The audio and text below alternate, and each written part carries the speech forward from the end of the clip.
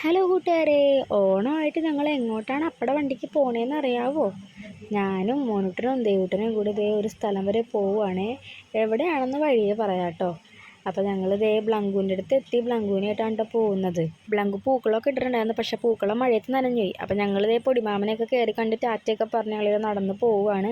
ബസ്സിനാണ് കേട്ടോ നമ്മൾ പോകുന്നത്. അപ്പോൾ മഴ വരല്ലേന്ന് പ്രാർത്ഥിച്ചാണ് ഇറങ്ങിയത്. ഞങ്ങൾ ഇറങ്ങിയപ്പോഴേക്കും 12 മണിയൊക്കെ കഴിഞ്ഞിട്ടുണ്ടായിരുന്നു.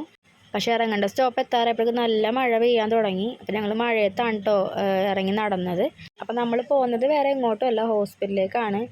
മോനിട്ടിന് നല്ല രീതിയിൽ തൊണ്ടവേദനയും പനിയൊക്കെ ആയിട്ടിരിക്കുകയാണ്. അപ്പോൾ നമ്മളിതേ മെഡിക്കൽ ടെസ്റ്റിൽ സന്ധ്യ ഡോക്ടറാണ് കേട്ടോ കാണിക്കുന്നത്.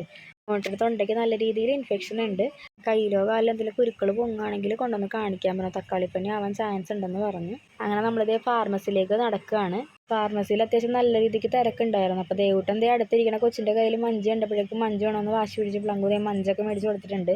മോനുട്ടൻ കുറച്ച് കഴിഞ്ഞപ്പോഴേക്കും ഡൗൺ ആയിട്ടോ, ആൾക്ക് വയ്യ ഒട്ടും.